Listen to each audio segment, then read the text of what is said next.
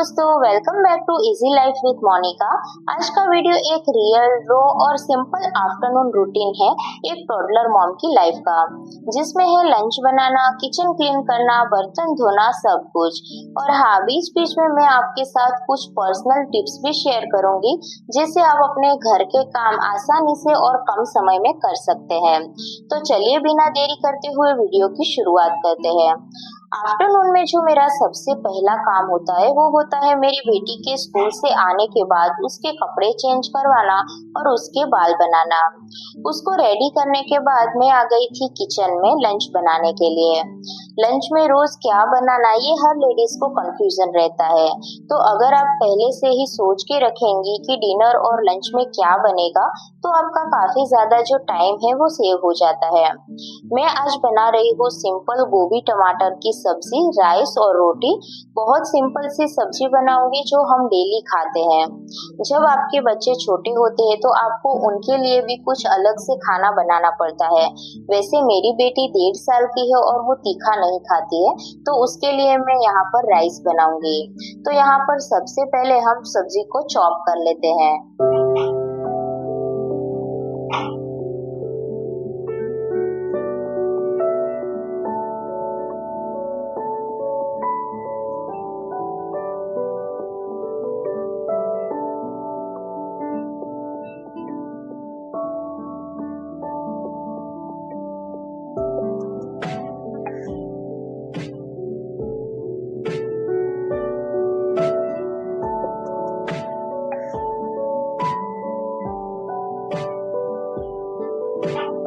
यहाँ पर गोभी है वो ज्यादा थी, तो यहाँ पर मैं आधी गोभी की ही सब्जी बनाऊंगी।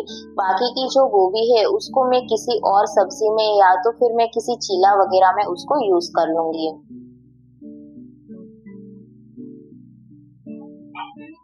तो कई बार जो गोभी होती है वो काफी ऐसे टाइट आ जाती है, जिसे कट करने में काफी दिक्कत होती है।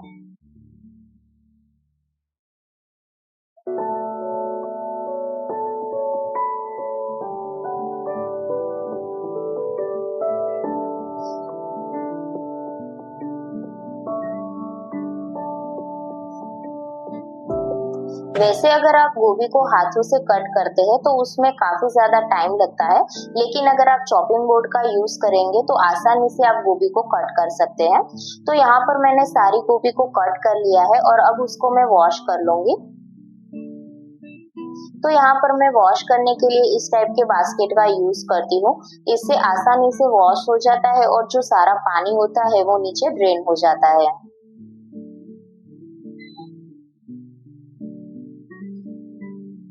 अगर आपके बच्चे भी स्कूल जाते हैं तो कोशिश करिए कि उनके आने से पहले आप मैक्सिमम काम जो है वो फिनिश कर लें, क्योंकि उनके आने के बाद उनका होमवर्क करवाना और उनके कई सारे हमें काम देखने होते हैं। तो अगर आप पहले ही सुबह से काम कर लेंगे सारा, तो आप आफ्टरनून में उनको भी टाइम दे पाएंगे और आप कुछ टाइम के लिए रिलैक्स भी कर पाएंगे।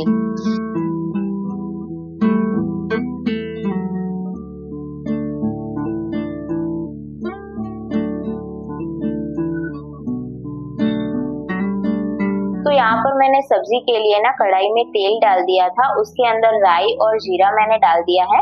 अब उसके अंदर मैंने यहाँ पर कड़ी पत्ते डाल दिए हैं। फिर यहाँ पर मैं जो ग्रीन चिली है वो ऐड कर दूंगी और फिर मैं गोभी ऐड कर दूंगी। तो ये वाली जो ग्रीन चिली थी वो काफी ज्यादा मतलब जो तीखी आती है वो नहीं थी, तो इसीलिए मैंने यहाँ पर 2 ऐड की है। वरना बच्चे छोटे होते हैं तो हम ग्रीन चिली नहीं ऐड कर सकते, क्योंकि वो तीखा नहीं खा पाते। तो यहाँ पर अब हम टमाटर ऐड कर देंगे और इन सारी चीजों को अच्छे से हम ऑयल के अंदर भून लेंगे। वैसे आप कैबेज की जो सब्जी होती है वो कैसे बनाते हैं मुझे कमेंट करके जरूर से बताइएगा। तो यहाँ पर ना मैं जब तक सब्जी बनाती हूँ ना तब तक मैं किचन पे जो भी एक्स्ट्रा सामान होता है उनको साथ ही साथ रख के जाती हूँ, क्योंकि जब हम किचन क्लीन करने बैठते हैं तो बहुत सारा जो सामान होता है वो इकट्ठा हो जाता है। अगर आप साथ ही साथ काम करते जाएंगे तो काम करने में भी आसानी होगी और कम समय में आपका किचन भी क्लीन हो जाएगा। मसालों में मैंने यहाँ पर बेसिक मसाले ही यूज किए हैं, जैसे हल्दी पाउडर, रेड चिली पाउडर और नमक। इन सबको हम सब्जी के साथ अच्छे से मिक्स कर लेंगे।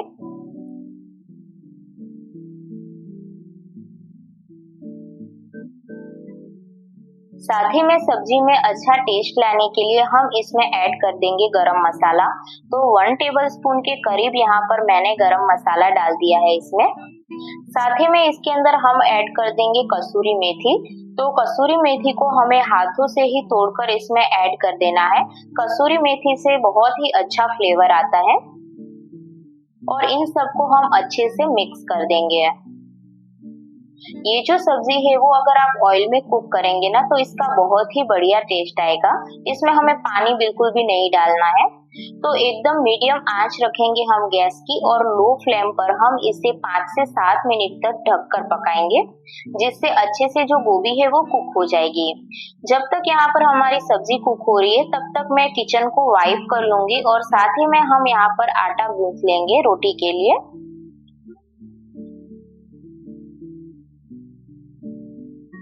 के अंदर हम थोड़ा सा मोयन ऐड कर देंगे, थोड़ा सा हम इसमें टेस्ट के अनुसार नमक ऐड कर देंगे।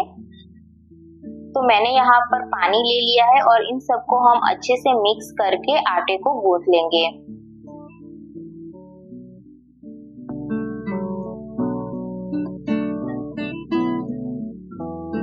अगर आप भी वर्किंग वुमन है और आपको भी काम के लिए बाहर जाना पड़ता है तो कोशिश कीजिए कि घर के जो मेन काम है जैसे कपड़े धोना, खाना बनाना, बर्तन धोना, इनको आप पहले खत्म कर लें। क्योंकि जब हम थक हार के जॉब से घर आते हैं और हमें सामने बर्तनों का ढेर दिखाई देता है तो बहुत ही ज्यादा फ्रस्ट्रेशन होती है। तो सबसे पहले कोशिश कीजिए कि आपकी जो मेन काम है वो आप फिनिश कर ले सुबह ही।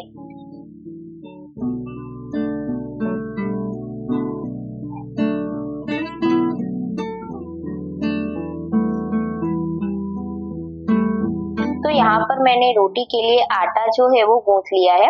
इस तरीके से अगर आप रोटी का आटा ना हाथों से बहुत ही अच्छी तरीके से मसलेंगे ना तो बहुत ही ज्यादा सॉफ्ट रोटी बनती है।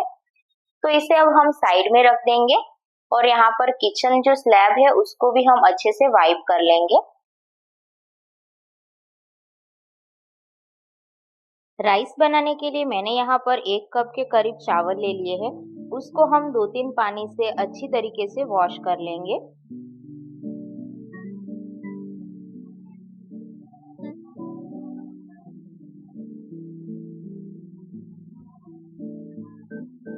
साथ ही साथ मैं यहाँ पर सब्जी को भी चेक कर लूंगी।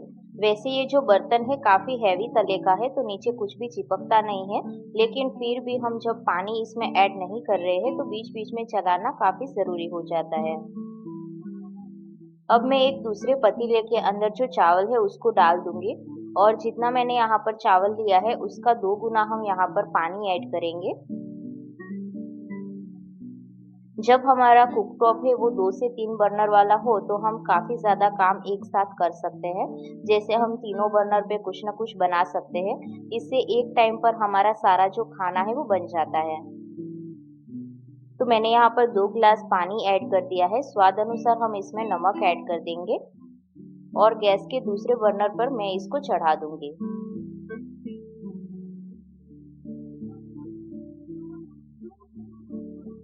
साथ ही साथ में जो सारी चीज़ें अभी ज़रूरत नहीं है उन सबको अपनी जगह पे रखती जाती हूँ। इस तरीके से हमारा जो किचन है वो काफ़ी क्लीन रहता है और फिर बाद में हम जब क्लीनिंग वगैरह करते हैं तो हमें ज़्यादा टाइम भी नहीं लगता। तो देखिए यहाँ पर हमारी जो सब्जी है वो अच्छे से कुक हो गई है। तो अब मैं रोटी बनाने की तैयारी कर लेती हूँ। तो रोटी बनाने से पहले मुझे जो भी सामान की ज़रूरत होती है वो मैं पहले ही बाहर निकाल के रख देती हूँ। वरना क्या होता है कि जब हम रोटी बनाने के लिए लग जाते हैं फिर हमारे जो आटे वाले हाथ होते हैं वो कभी घी के बर्तन पे लग जाते हैं, कभी किसी और चीज़ पे। इसलिए मुझे जो भी चाहिए होता है जैसे रोटी रखने के लिए आटा या तो फिर हमारा कैसरोल वगैरह सब कुछ मैं पहले ही निकाल के रख देती हूँ।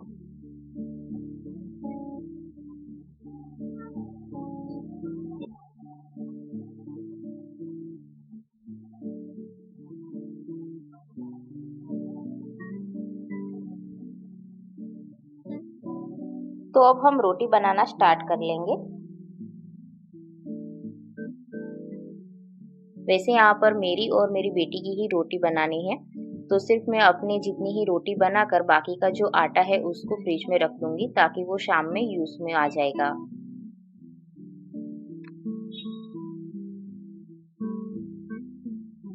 वैसे टिफिन बन जाता है तो साथ ही साथ सब कुछ बन जाता है, सिर्फ रोटी ही बनानी रहती है। लेकिन आज लंच नहीं बना था, इस वजह से मुझे दोपहर में खाना बनाना पड़ा।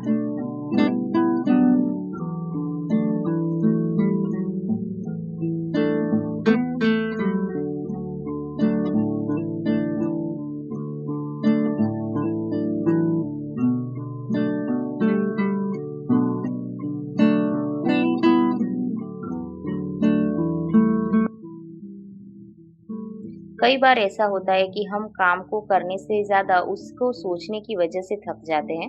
तो हमेशा ट्राई कीजिए कि जो भी आपको काम करना है बिना सोचे उसे स्टार्ट कर दीजिए। जैसे ही आप काम को स्टार्ट कर देंगे तो वो अपने आप ही कंप्लीट हो जाता है। लेकिन अगर हम सोचने बैठते हैं कि ये इतना सारा अभी काम बाकी है, कब होगा, उसकी वजह से हम मेंटली जो है वो थक जाते हैं।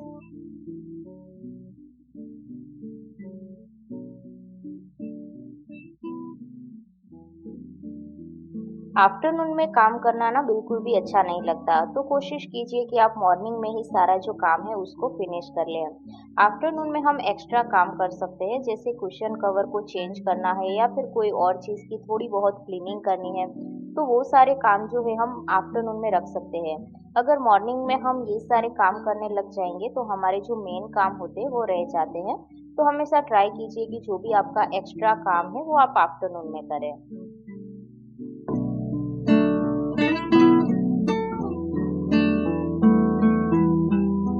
तो यहाँ पर हमारी रोटी भी बन गई है और यहाँ पर देखिए हमारे राइस भी बहुत अच्छी तरीके से कुक हो गए हैं। तो हमारा जो सिंपल सा खाना है वो बनकर रेडी हो चुका है। तो अब हम थाली में सर्व कर लेते हैं। तो मैंने यहाँ पर सब्जी रख दी है, राइस रख दूंगी, रोटी रख देंगे और सैलेड रख देंगे। इसके साथ मैंने यहाँ पर छाछ भी ले ली है,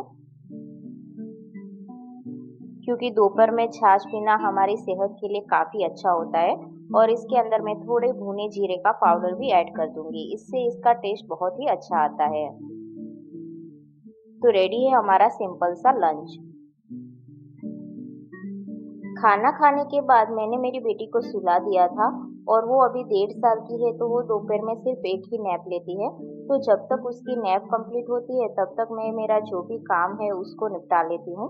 तो अभी मैं आ गई थी किचन में, किचन को क्लीन करने के लिए। तो जो भी सारा सामान है उसको मैं अपनी जगह पे पहले तो रख दूंगी और उसके बाद मैं क्लीनिंग स्टार्ट करूंगी। वैसे अगर आप खाना बनाते समय कुछ चीज़ों का ध्यान रखेंगे तो हमारा किचन जो है काफ़ी क्लीन और ऑर्गेनाइज रहता है। जैसे अगर खाना बनाते हुए कुछ चीज़ जो है वो गिर गई, जैसे ऑयल, घी या फिर आटा, हल्दी, ये सारी चीज़ें ऐसी होती है जिनको अगर तुरंत वाइप ना करें तो उसकी क्लीनिंग करना काफ़ी डिफिकल्ट हो जाता है। तो आप अपने किचन में ना एक गीला कपड़ा रखिए, जैसे आटा गिर गया या फिर हल्दी वगैरह गिर गए तो उसके निशान पड़ने से पहले ही आप उसको वाइप कर दीजिए, जिससे हमारा क्लीनिंग का काफ़ी ज़्यादा टाइम जो है वो सेव होता है। खाना बनाते हुए हमें अगर किसी चीज़ की ज़रूरत नहीं है तो उसे तुरंत ही अपनी जगह पे रख देना, ये एक ऐसी आदत है जिससे हमारा किचन जो है काफ़ी ऑर्गेनाइज रहता है।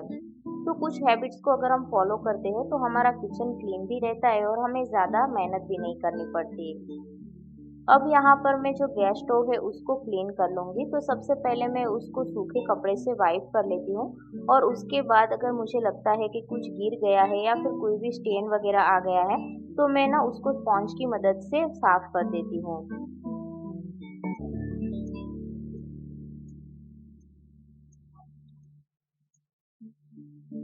सारा जो सूखा कचरा होता है ना उसको मैं इसे कपड़े की मदद से नीचे डाल देती हूँ और उसके बाद ही मैं झाड़ू लगाती हूँ।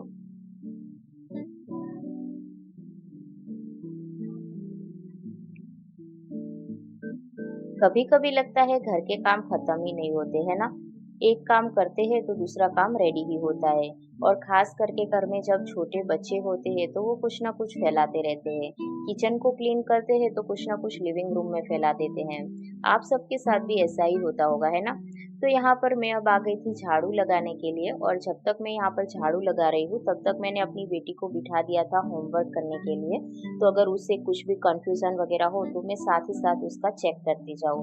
इसीलिए हम अगर इस तरीके से बच्चों को एंगेज करके रखते हैं तो हमारा भी काम होता रहता है और उनका भी होमवर्क वगैरह जो होता है वो फिनिश हो जाता है।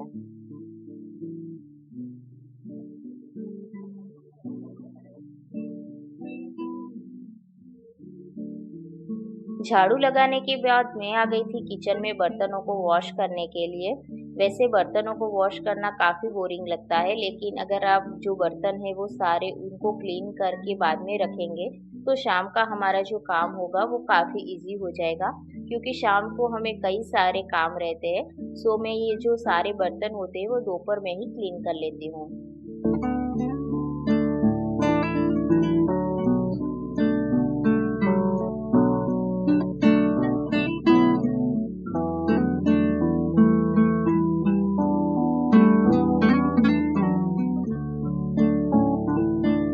होम मेकिंग कोई एक दिन की प्रोसेस नहीं है, ये एक जर्नी है जिसमें हम रोज कुछ ना कुछ नया सीखते जाते हैं।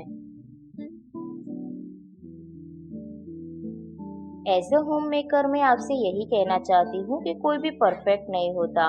मैं भी कोई परफेक्ट होम मेकर नहीं हूँ, लेकिन हर दिन कुछ न कुछ बेहतर सीखने की, बेहतर करने की कोशिश ज़रूर से करनी चाहिए, जिससे हमारे डे टू डे लाइफ में काफ़ी ज़्यादा इसका इफ़ेक्ट पड़ता है।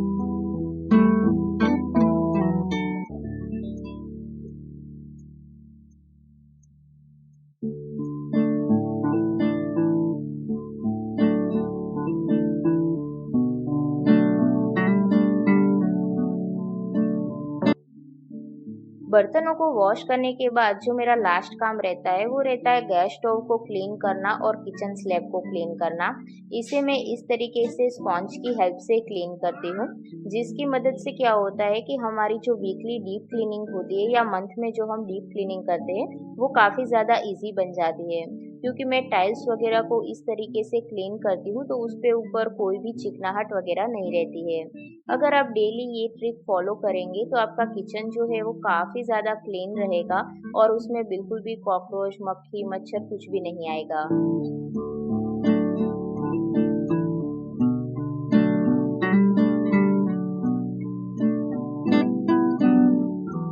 उसके बाद मैं उसे पानी की मदद से अच्छे से क्लीन कर लेती हूँ और फिर मैं वाइपर लगा देती हूँ, ताकि जो भी सारा पानी होता है वो आसानी से क्लीन हो जाता है।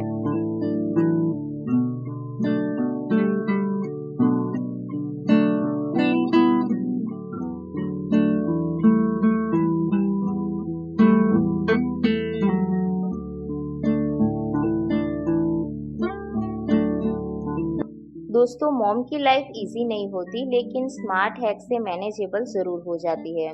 अगर आपको ये ब्लॉग पसंद आया हो तो लाइक ज़रूर से करें, और अगर चैनल पर आप पहली बार आए हैं तो सब्सक्राइब करना ना भूलें। मैं आपसे मिलती रहूँगी ऐसे ही अगले यूज़फुल वीडियो के साथ, जिसमें आपको कई सारी टिप्स और ट्रिक्स भी देखने को मिलेगी। साथ ही साथ हम अपनी होम मेकिंग जर्नी को कैसे आसान बना सकते हैं, ये सब कुछ सीखने को मिलेगा।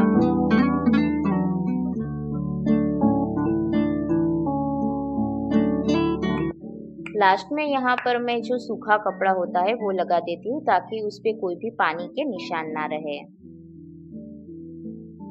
आप भी अपने किचन को इसी तरीके से अगर क्लीन करते हैं तो मुझे कमेंट में यस लिखकर ज़रूर से बताइएगा, और अगर आपको वीडियो पसंद आया हो तो लाइक ज़रूर से कर दीजिएगा। तो यहाँ पर ना आप देख सकते हैं कि मेरा किचन जो है कितना अच्छा एकदम क्लीन और ऑर्गेनाइज हो गया है।